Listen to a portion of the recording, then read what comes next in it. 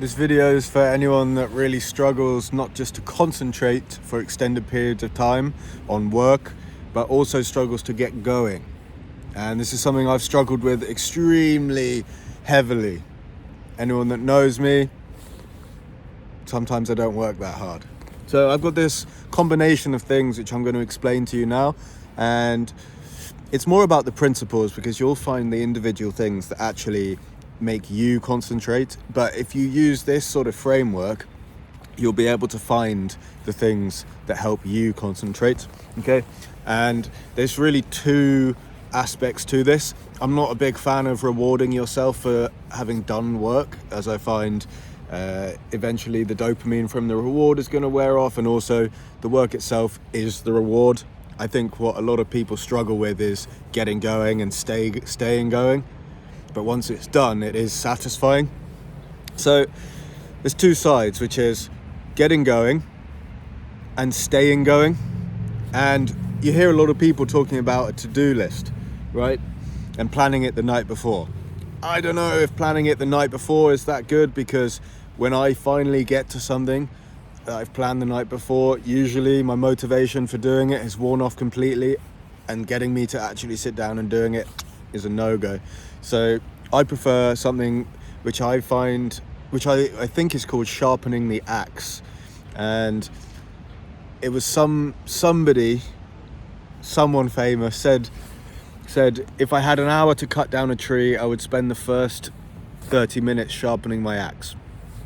Don't spend 30 minutes planning what you're going to do, but if you want to be able to concentrate for 4 hours, have a list of things that you spend the first 10 minutes thinking, what would actually be good for me to get done in these 4 hours.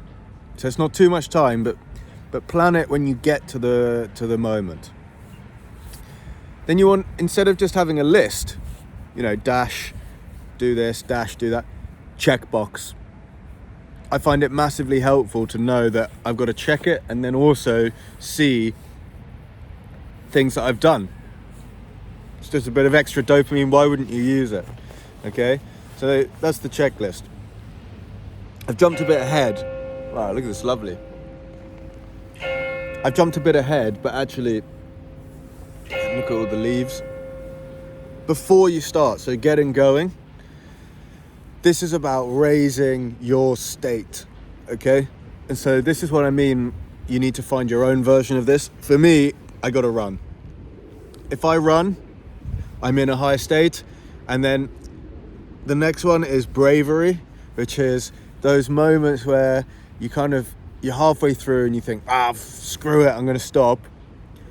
Being able to push through those moments is important. And so before I start the work, cold shower. So I do the run, and it's not a long cold shower. I do the run, and then I come into the shower, and all I have to do is turn the water on. I can turn it off pretty quickly once I've done a quick circle, but that just reinforces in my mind that I am the type of person that can push myself to do something I don't want to do. So I raise the state with the running. Then I push myself to do something I don't want to do, which is the cold shower.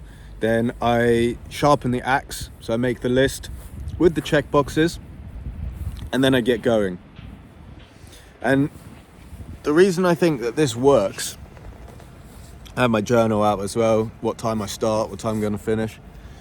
The reason I think all of these things in combination work is because you go in to the work session, feeling good about yourself because you've run and you've had the cold shower. Then you know exactly what you are going to do because you've got the list in front of you and it's a checklist. So you're just going to, one after the other, tick those off. So it's getting going and it's staying going, right? And a problem I found a lot of the time is I'll sit down to work with kind of a wishy-washy plan and a bit of a bad attitude, and I'll very quickly jump onto YouTube or jump onto Reddit. And then I'm gone, I'm lost, because the dopamine from Reddit or the dopamine from YouTube is just so huge. But why would I want to go back to doing the website work that I'm planning to do when YouTube and Reddit is right there? Whatever your distractions are, it's powerful. And once you've gone on, that's it, the frame is lost. I think another important one that's not so bad for me at the moment is distraction. So if you're in quite a loud area, if you're in a cafe, for example, the hubbub's quite nice because it's constant. It's not distractions on you. If you're in a busy house or whatever and there's kids running around or your partner's running around, it's probably a bit more difficult. If you can, take yourself somewhere a bit quieter, but I find getting back into it's okay for me. But yeah, those are the two, right? Which is getting going and staying going. And so find something for yourself which is going to raise your state. Something which is going to show you that you can push through even when you don't want. Probably just stick get in the cold water. It's good for you anyway. It's good for your confidence. It's just good for you. And then stay going by sharpening the axe, knowing what you're going to do. Because having that list is what is going to stop you falling into the black pit of loss of inspiration. Let's say you get going, right?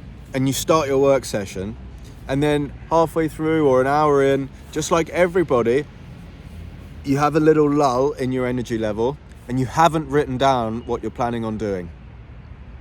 What happens then? Do you think you're going to be able to think of something to do in that moment? No way. Everything else at that point becomes way more interesting to do.